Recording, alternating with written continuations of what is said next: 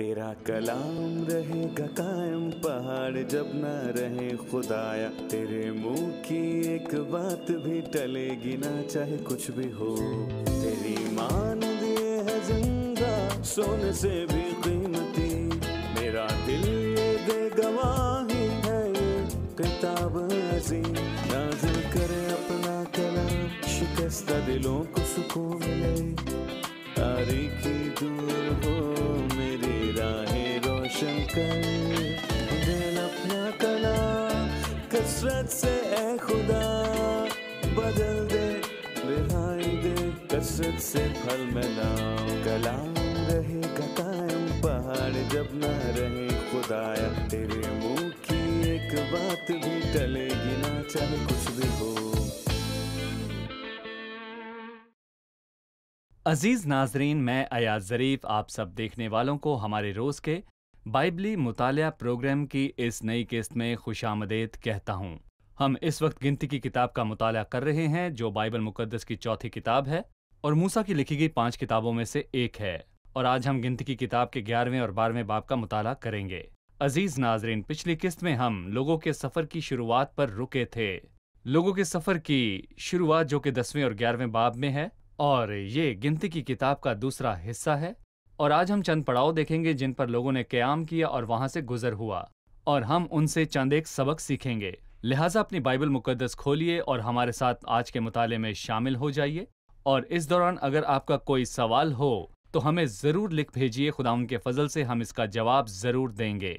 लेकिन प्रोग्राम का बाकायदा आगाज करने से पहले मैं खुदा के खादिम डॉक्टर एसाम को खुशामदीद कहूंगा। बहुत शुक्रिया भाई। कैसे हैं? मैं बिल्कुल ठीक। साथ ही हमारे दीगर मेहमानों को भी खुशामदीद।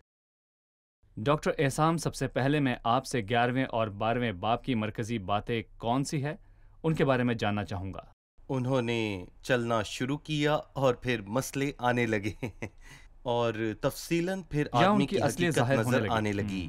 शुरू में तबरा की कहानी है। उन्होंने खुदा से शिकायत की और खुदा को ये बात बुरी लगी। ये पहला हिस्सा है। और मिली जुली भेड़ें अपनी हवस पूरी करने के लिए आगे बढ़ने लगीं। फिर इसका नतीजा सामने आया जो कि वो अजीब बातें थीं कि मिस्र में क्या था और उनका ऐन बियाबान में खुदावंद की हजूरी और उसकी मेहरबानी पर मिस्र की चीजों को तरजीह देना है। फिर मूसा भी भड़कने लगा।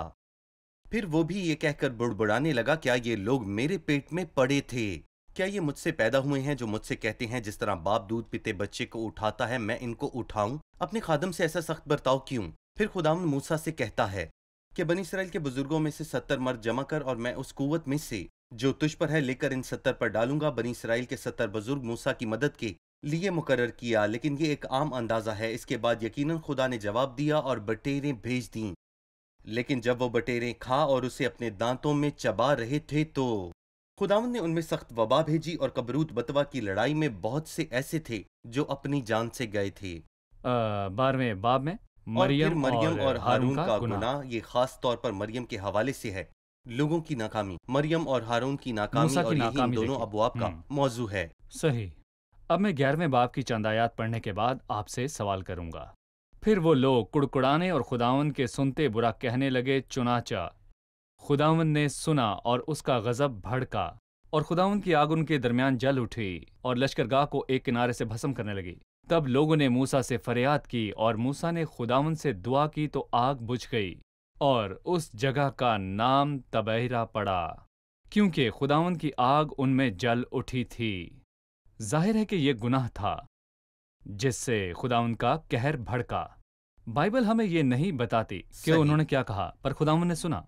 लेकिन खुदावंद का कहर भड़का क्योंकि वो पाक है और खुदावंद की तरफ से आग नाजिल हुई और उनको जला दिया। मैं चाहता हूं कि आप इस पर बात करें। जो गुनाह लोगों ने खुदा के खिलाफ किया, इससे हम क्या सीखते हैं?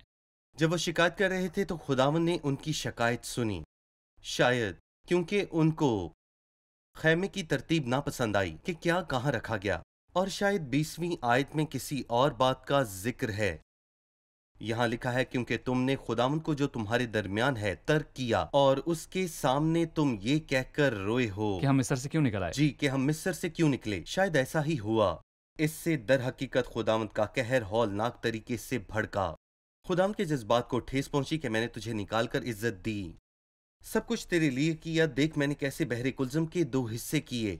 उनकी शिकायत से खुदावंद नाराज हुआ, और जो कुछ हुआ खुदावंद ने सुना। गोया वो खुदा पर इल्जाम लगा रहे थे कि जो हुआ बुरा हुआ, और मेरा ख्याल है इसीलिए खुदा का कहर उन पर भड़का। सही, पहले ही वो नहीं लिखा जो कुछ उन्होंने कहा, लेकिन खुदावंद भले ही हम कुछ ना कहें, खुदावंद के कान सुनते और उसकी आंखें देखती और जांचती हैं। मेरे मकासद खुदावंद के सामने आया हैं, और मेरे दिल की बुराई भले मेरी जुबान पर हो या मेरे अंदर, खुदा उनके कहर को भड़काती हैं। और इसके नताइज भी वही हैं जिनको हम आगे चल के बड़े वाज़े तौर पर देखेंगे। सही जी।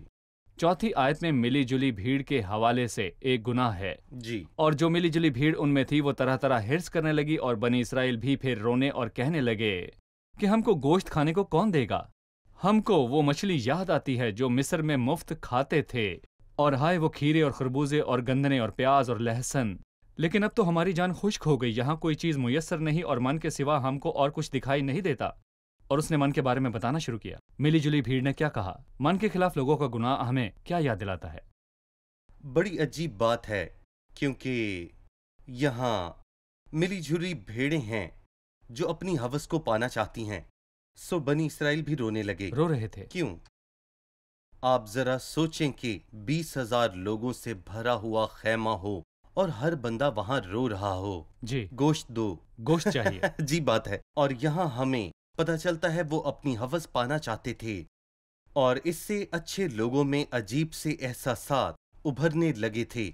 और जब उन्होंने शिकायत की तो खुदावंद नाराज हुआ, और मिली जुली भेड़ों को मौका मिला अपनी हवस पूरी करें, और फिर वही सब कुछ शुरू हो गया और वो फिर रोने लगे। पर किसके लिए? ये संजीदा बात है।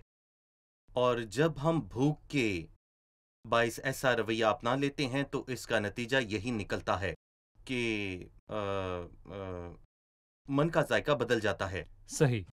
और दुनियावी मामलात में दिलचस्पी बढ़ जाती है और इलाही मामलात में दिलचस्पी कम हो जाती है। दुनियावी मामलात में बढ़ना और इलाही मामलात में कम हो जाना। उन्होंने मन के मुतालिक बुरी बातें कहीं। उन्होंने मिस्र के खाने की तारीफ की बजाय उस गुलामी और बेइज्जती को याद करने के। यहाँ वो कहता है हमें याद है, और तुम्हें क्या याद है? वो मछली जो हमें मिस्र में खाने को मिला करती थी। और अगर आप यहाँ गौर करें तो बदन को जब भी मौका मिला तो वो मिलीजुली भीड़ की हवस का साथ देने लगा। ये कुदरती असर है। फिर वो उन चीजों का जिक्र करते हैं जिनकी खुशबू अच्छी नहीं, और उन चीजों की बुरी खुशबू उनकी नाक को अच्छी लगने लगी। सही। तो फिर उन चीजों का क्या जो खुदावन ने तुम्हें दी हैं। लेकिन अब हमारी जानें खुश्क हो गई, यहाँ कोई भी चीज मैसर नहीं और हमें मन के सिवा यहाँ कुछ दिखाई नहीं देता। फिर बाइबल मन के ताल्लुक से बयान करती है, और फिर लिखा है 8वीं आयत के आखिर में उसका मजा ताजा तेल का सा था। याद है जब खुदावन ने खरूज के 16वें बाब में उन्हें मन मुहैया किया? शहद के बने हुए पापड़। जी, शहद के पापड़ जैसा था। यहाँ पापड़ का लफ्ज नहीं है। उसका मजा ताजा सही तेल का सा था, या फिर शहद के पापड़ जैसा तेल में बदल गए। वो तेल बन गए। सो जब आपकी रूहानी भूख कम हो जाती है तो दुनिया के मामलात अहम हो जाते हैं। हमारे लिए मसीह का जायका बदल जाता है। वो हमारे मुंह के जायके को तब्दील करता है और हमारी नजर को तब्दील कर देता है। फिर हम आगे चल के सीखेंगे। वो कहते हैं बेकार सी रोटी। सही। और ये इंसान का फितरी हाल है। जी। हम दुनिया में खो के मसीह का जायका भूल जाते हैं। और जिस कदर हम दुनिया के खाने और रंगीनियों का हिर्स करते हैं, मसीह की अहमियत हमारे लिए उतनी ही कम होती जाती है। और जब हम मसीह को रद्द करते और दूसरे वसाइल की तरफ जाते हैं तो हम उसकी तहकीर करते हैं। जब और चश्मों की तरफ जाते हैं, गैर माबूदों के पीछे भागने वालों का काम बढ़ जाएगा। हम एक छोटे से वक्फे के बाद दोबारा हाजिर होंगे।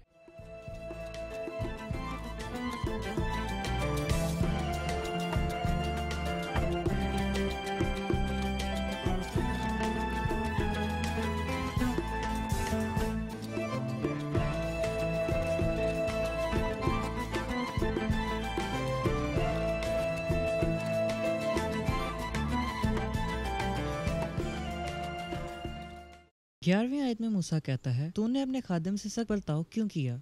गुनाह तो लोगों ने किया था। सो यहाँ इस बात का क्या मतलब है? जी, दर हकीकत मूसा बहुत से बोझ के नीचे था जो लोगों का बोझ था। इस बात का इजहार उसने बाद में किया, क्योंकि जब वो बुड़बुड़ाए तो वो किसके खिलाफ बुड़बुड़ाए? मूसा के। और जब मसला आया तो किसके पास गए? मूसा के पास। मूसा इस दबाव के नीचे था। दर हकीकत 20,000 लोग थे जो गोश्त खाना चाहते थे। वो कहां से लाए? चाहे एक बार ही, पर वो कहां से लाए? सो वो खुदा को तंबी करने लगा और ये बात वाज़ेह है कि मूसा और उसका हौसला जवाब दे चुका था। इसकी वजह थी भारी दबाव। सो उसने खुदा से कहा कि तूने मेरे साथ ऐसा क्यों किया कि मुझे ऐसी अजीब सोच रखने वाले लोगों पर मुकर्रर किया। और तब मूसा ने खुदावंद से कहा कि तूने अपने खादिम के साथ ऐसा सख्त रवैया क्यों किया। ये अजीब बात थी जिसे खरूज की किताब के 33वें बाब में 5 मरतबा कहा गया कि मुझ पर तेरे करम की नजर हो। और मैं यहाँ पर यह भी कहना चाहूंगा कि जब हम पर बोझ होता है तो हम भूल जाते हैं कि हमारे लिए कौन है। और यही हुआ, तूने मेरे सर पर इन लोगों का बोझ डाला। क्या ये लोग मेरे पेट में पड़े थे? क्या ये मुझसे पैदा हुए थे? जो तू मुझसे कहता है कि जिस तरह बाप दूध पीते बच्चे को उठाए फिरता है, मैं यूं ही इन लोगों को गर्द में उठाकर उस मुल्क में ले जाऊंगा। और अब उनका मसला ये है कि उन्हें गोश्त खाना है और मैं गोश्त कहाँ से लाऊं? अब वो मेरे सामने रोते हैं कि हमें गोश्त खाने को दे। और फिर दरअसल नाकामी की हद आखिर में नजर आती है। मैं अकेला सब लोगों को नहीं संभाल सकता। और वो यहाँ 14वीं आयत में वो हथियार डाल चुका है क्योंकि ये मेरी ताकत से बाहर है, क्योंकि ये बड़ा बोझ है। और अगर तुझे मेरे साथ यही बर्ताव करना है तो मुझे यकलख्त मार डाल के मैं अपनी बुरी गत ना देख पाऊं। रहनुमा थकावट का शिकार हुए और हर कोई जिसने खुदा उनके काम की जिम्मेदारी ली है वो कभी कभार थक जाता है और परेशान हो जाता है। एक रहनुमा कब परेशान होकर और दबाव में आकर इख्तियार और इमदाद की इलाही कुव्वतों को नहीं देख पाता। बाइबल में ऐसी मिसालें हैं जिनसे तकवीयत मिलती है, जैसा कि यहाँ मूसा ने ऐसा क्यों किया? क्योंकि वो परेशान हुआ। उसने जरूरतों के कद को देखा, लेकिन उसने फजल के कद को नहीं देखा जो उसके साथ था जब वो चल रहा था। सो हम अपने और खुदा के दरमियान मसाइल को रख लेते हैं जिससे हम परेशान होते हैं। और यहाँ हम एलिया को भी इसी हाल में देखते हैं। उसने खुदावंद से कहा कि मैं मरना चाहता हूँ, मेरी जान को ले ले, क्योंकि मैं अपने बाप दादा से बेहतर नहीं हूं। जब उसने खतरे को महसूस किया और वो अपनी जान बचाकर भागा। जब कोई अपने बारे में सोचता और महसूस करता है, भले ही एलिया इससे पहले कोहे करमिल पर एक बेखतर शेर की मानी था, लेकिन जैसे ही उसने अपने मुतल्लिक सोचा तो शेर थक गया। अगर हम मुसलसल ऐसे सोचते रहेंगे तो हम अपनी जिम्मेदारियों के कद पर नजर रखेंगे और उन्हें इंसानी सोच के तहत देखते रहेंगे। मूसा वाकई सच कह रहा था और सोच रहा था कि मैं कहां से लाऊं, मैं उन्हें कहां से खिला सकता हूं। ये सच था, लेकिन और तुझे किसने कहा कि तू उन्हें निकाल लाया है? वो जो उन्हें लिए जाता है वही उनके साथ चलेगा। जब हम खुदावंद को और हमारी हर तरह की हिफाजत करने को भूल जाते हैं, फिर भी खुदावंद हमारी जरूरतें पूरी करने के लिए काफी है, लेकिन ये दो बातें थकाती हैं। उन लोगों की तरफ वापस चलते हैं जो हिर्स कर रहे थे और उन्हें ज़बूर 106 से जोड़ते हैं, जिसमें लोगों की ख्वाहिश और उनकी हिर्स के मुताबिक लिखा है। आप अपनी इस पर राय दीजिए। ज़बूर 106 13वीं आयत। फिर वो जल्द उसके कामों को भूल गए और उसकी मशवरत का इंतजार न किया, बल्कि बियाबान में बड़ी हिर्स की और सहरा में खुदावंद को आजमाया। सो उसने उनकी मुराद तो पूरी कर दी, पर उनकी जान को सुखा दिया। ये उस राह पर उनके दिल का अक्स था कि वो शिकायत और ख्वाहिश करते थे। सो खुदावंद उनसे कहता, ठीक है ले लो, लेकिन तुम पछताओगे। बिल्कुल, उसने उनकी ख्वाहिश पूरी कर दी। भाई, ये बात कि जब हम किसी ऐसी चीज से लिपटे रहते हैं जो खुदा की मर्जी के मुताबिक नहीं और उसे पाना ही चाहते हैं और खुदा कहता है ठीक है मैं तुम्हें दे दूंगा, लेकिन यह बायस से गम होगी। अमली तौर पर हमारी जिंदगी में इसका क्या किरदार है? आप क्या कहेंगे? मैं एक और हवाला देना चाहूंगा जिसमें यही बात है। उन्होंने बादशाह से दरख्वास्त की और सैमुअल उनसे नाराज हुआ, लेकिन वो बाजिद हुए। सो वो खुदावंद के पास गया और खुदावंद ने उससे कहा कि उन्होंने तुझे रद्द किया। जब हम खुदावंद की मर्जी को रद्द करते हैं तो हम उसे रद्द करते हैं। उसने उससे खबरदार करने को कहा, अगर वो उनका बादशाह होगा तो वो उनकी तजलील करेगा और वो उनकी पैदावार छीन लेगा और बच्चों से गुलामों की तरह काम लेगा। लिहाजा तुम जान लो कि मैं तुम्हारा बादशाह हूं। उन्होंने ना सुना, पर खुदा ने क्या किया? उसने कहा एक बादशाह को उनके लिए मसा कर। बहुत बार हम भी अपने दिल की ख्वाहिशों की वजह से बातों पर जोर देते हैं। आदमी कमजोर है। ये बातें जिंदगी की ख्वाहिशात में नजर आती हैं, जैसे मुझे जल्दी शादी करनी है वगैरह वगैरह और बहुत सी बातें। लेकिन शायद ये वो बातें हैं जो खुदावंद नहीं चाहता, क्योंकि हम खुदावंद को मौका नहीं देते कि खुदावंद की मर्जी क्या है। हम उसके सामने झुकते नहीं हैं। सही। हमें कहना चाहिए जैसा खुदावंद कहेगा मैं उसे मानूंगा, क्योंकि वो जो कहेगा मेरे लिए बेहतर होगा। लेकिन हम ऐसा नहीं करते और शायद इसी वजह से हम अपनी ख्वाहिशात में उलझे रहते हैं। हम दिल की मानते हैं। फरेब ना खाओ क्योंकि आदमी वही काटेगा जो वो बोता है, और यहाँ पर यही कुछ उनके साथ हुआ। सही। मैं एक बार फिर से मूसा की तरफ आऊंगा। जैसे लोगों ने खुदाउन के खिलाफ गुनाह किया, मूसा ने भी गुनाह किया जब उसकी आंखों ने उन बड़े चश्मों को नहीं देखा, वो इख्तियार और इमदाद के चश्मे, और उसने शिकायत की और बुड़बुड़ाया। लेकिन 16वीं आयत में खुदावन ने मूसा से कहा कि बनी इसराइल के बुजुर्गों में से 70 मर्द, जिनको तू जानता है कौम के बुजुर्ग और उनके सरदार हैं, मेरे हजूर जमा कर और उनको खैमा इज्तिमा के पास ले आ, ताकि वो तेरे साथ वहां खड़े हों। और मैं आकर तेरे साथ वहां बातें करूंगा, और मैं उस रूह में से जो तुझ पे है कुछ लेकर उनमें डालूंगा कि वो तेरे साथ कौम का बोझ उठाएं, ताकि तू उसे अकेला ना उठाए। और लोगों से कह के कल के लिए अपने आप को पाक रखो, तुम गोश्त खाओगे, क्योंकि तुम खुदाउन के सुनते हुए ये कह कह कर रोए हो कि हमको कौन गोश्त खाने को देगा, हम तो मिस्र ही में मौज से थे।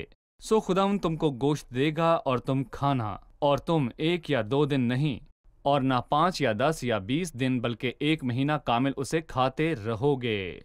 कामिल उसे खाते रहोगे जब तक वो तुम्हारे नथनों से निकलने ना लगे, और तुम इससे घिन ना खाने लगो, क्योंकि तुमने खुदावन को जो तुम्हारे दरमियान है तर्क किया, और उसके सामने ये कह कह कर रोए हो कि हम मिस्र से क्यों निकल आए।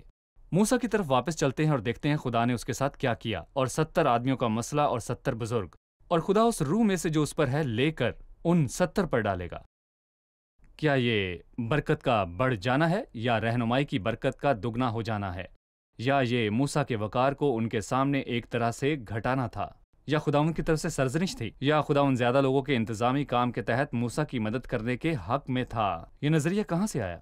ये नजरिया इंसान के रद्द किए जाने को बर्दाश्त करने की काबिलियत और सलाहियत का है, और साथ ही उससे उसके इख्तियार के सबब से इलाही समझ देने का। जी। क्या खुदा ने लोगों को अजाफी कुव्वत अता की थी? नहीं, खुदा ने आसमान से कुव्वत नाजिल की जो मूसा पर था। उसने मूसा में से कुव्वत लेकर मूसा उन्हें दी ये थी। कर सकता था।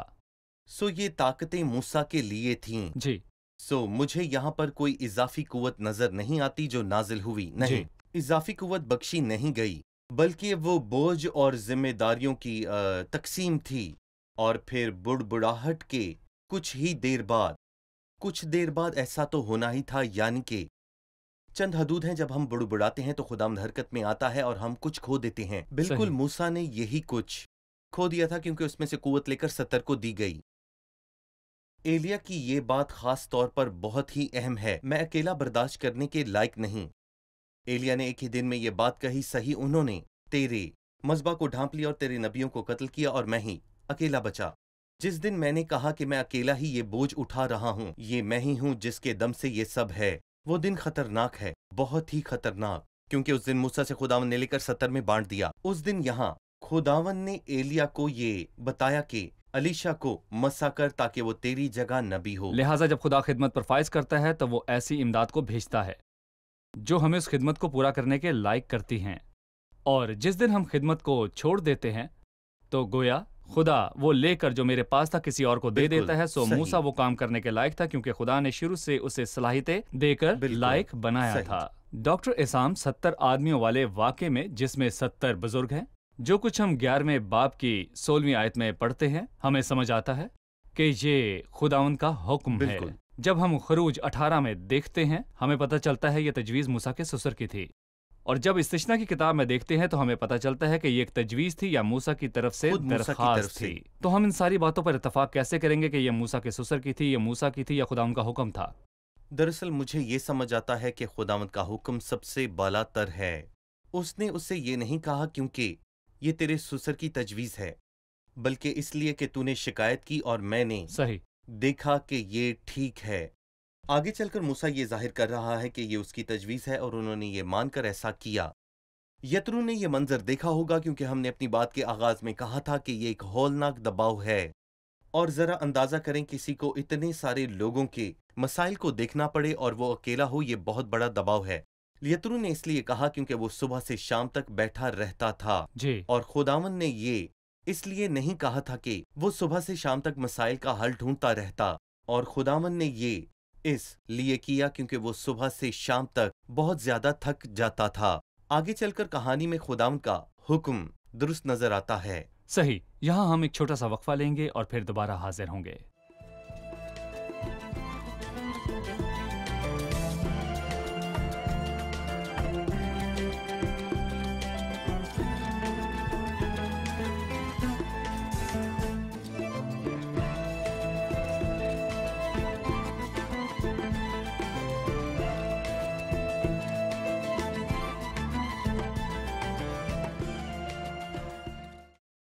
आयत नंबर 27 से हम पढ़ते हैं, हम दो लोगों के मुतल्लिक कि अल्दाद और मेदाद खैमा में नबूवत कर रहे हैं, लेकिन मूसा ने इस पर एतराज़ ना किया कि वो खैमा में नबूवत कर रहे हैं।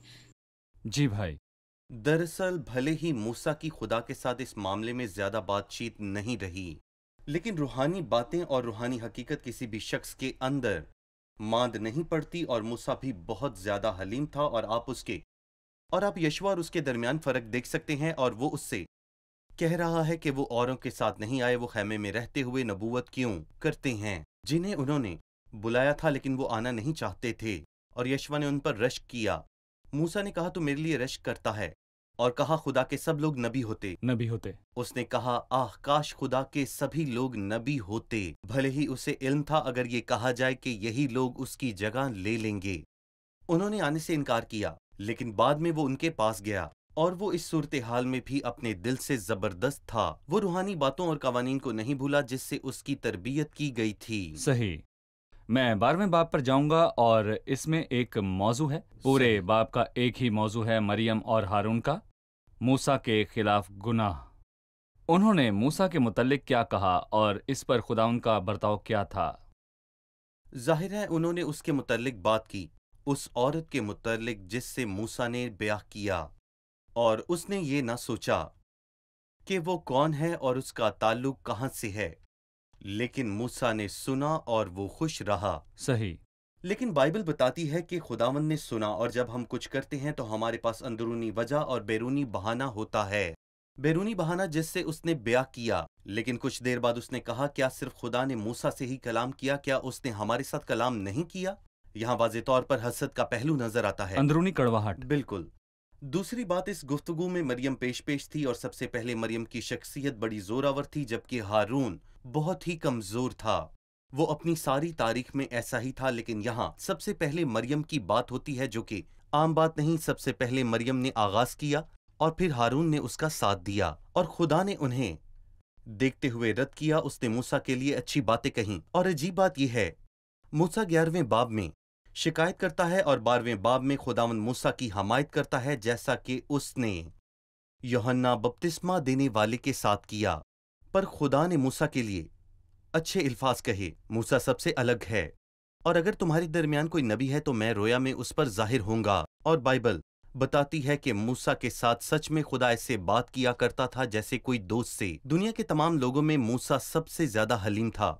इस सूरत हाल में खुदा मूसा की हमायत में बोलता है, और मेरा ख्याल है इससे हमें खुदा के जबरदस्त कवानीन नजर आते हैं। जिस किसी की भी तजलील हो, अगर वो खामोश रहे तो खुदा हमायत करता है, और जो खादिम की बेइज्जती करते और खिलाफ बोलते हैं तो खुदावंद आसमान से सुनता है और उससे नजरअंदाज नहीं करता।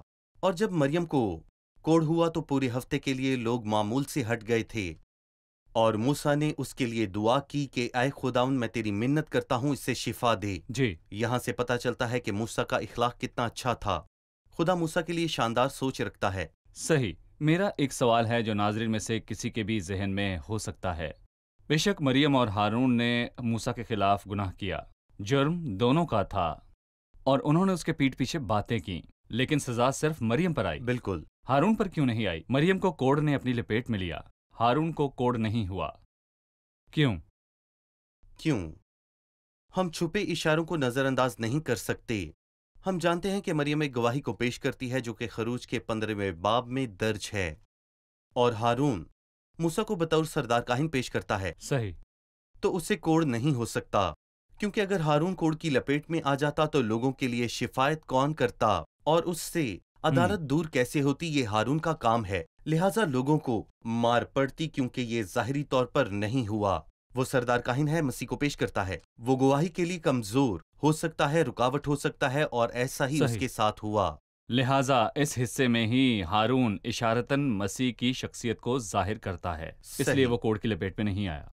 शुक्रिया। हम किसके इख्तिताम पर पहुंच चुके हैं। आइए अब मेहमानों से राय जानें। आज के प्रोग्राम से आपने क्या सीखा? जो मुझे समझ आता है वो ये है कि जब मैं दुनिया और इसकी ख्वाहिशात को देखता हूँ तो मैं खुदावंद को अपनी नज़र में छोटा बना दूंगा। बिल्कुल जैसे कि लोग दुनियावी हवस रखते थे तो मन उनकी निगाह में हकीर हो जाता है। जब वो किसी ऐसी बात पर बाजिद रहे जो खुदावंद की मर्जी के मुताबिक नहीं है, ये ऐसा है कि हम उसके आगे झुकने से इनकार करते हैं और नतीजतन जैसा कि ज़बूर 106 में लिखा है, सो उसने उनकी मुराद तो पूरी कर दी पर उनकी जान को सुखा दिया। जब हम दबाव पर नज़र करते हैं और खुदाउन को भूल जाते हैं, हमारी जानें थक जाती हैं। सो हमें अपनी आंखें खुदाउन पर और उसके फजल पर लगानी है। खुदा ही हमारी पनाह और जोर है, मुसीबत में मुस्तैद मददगार है। शुक्रिया, खुदा आपको बरकत दे। डॉक्टर एहसान, आपका भी शुक्रिया। अजीज नाजरीन, लोगों ने अपने सफ़र का आगाज़ किया और इस लंबे सफ़र के दौरान उन्हें राह में 40 बरस लगे। उन लोगों की बदी जाहिर हुई। नाकामी का पहला मुकाम तब है जब वो एक बार फिर पुरानी चीज़ों के हरीस हुए, जब उन्होंने मिस्र और मिस्र के खानों के लिए हिर्स किया। एक बार फिर जब मिलीजुली भीड़ ने हिर्स किया और मन की तहकीर की। आपको जानने की ज़रूरत है कि जब भी हम माजी में जाते हैं और अपनी ख्वाहिशात में माजी की बातों का लालच आ जाता है तो हम मसीह में दिलचस्पी कम लेते हैं और मसीह हमारी नज़र में छोटा हो जाता है। जब भी हम अपने कान और आंखें खोलकर दुनिया का लुत्फ लेते हैं तो दुनिया की शहवतें जो भी दुनिया में हैं, बदन की ख्वाहिश, आंखों की ख्वाहिश और जिंदगी की शेखी जिससे हमें अलग किया गया है, जब हम एक बार फिर से उसका हिर्स करते हैं तो मसीह के लिए हमारी भूख कम हो जाती है। ये कोई अचंभे की बात नहीं अजीज नाजरीन के बहुत बार खुदावंद के पास या बाइबल खोलकर बैठने की हमें भूख नहीं होती। जो वक्त हम बाइबल को देते हैं या खुदावंद को देते हैं वो कम है। वो औकात जिनमें हम दरवाज़ा बंद कर लेते ताकि खुदावंद की सोबत में वक्त गुजारे कम है। हम मसीह में पहले से कम दिलचस्पी रखते हैं। खुदावंद के लिए हमारी भूख वैसी नहीं है जैसी हुआ करती थी। मैं आपसे कहूँगा कि खुद को जांचें और मैं भी खुद को जांचूंगा। ज़बूर 139 के मुसन्निफ के साथ मिलकर कहें, ऐ खुदावंद तो मुझे जांच और मेरे दिल को पहचान, मुझे आजमा और मेरे ख्यालों को जांच ले और देख के मुझ में कोई बुरी रविश तो नहीं और मुझको अपनी राह में ले चल। हो सकता है कोई ऐसी बदी हो जो दिल में छुपी बैठी हो जिसने आपकी भूख और हवस को बढ़ा दिया और खुदावंद को घटा दिया। सो हमें तौबा करनी होगी और अंदर की चीजों को निकालना होगा, लिहाजा उसे थाम लें। अगले प्रोग्राम में आपसे फिर मुलाकात होगी। खुदा आप सबको बरकत दे।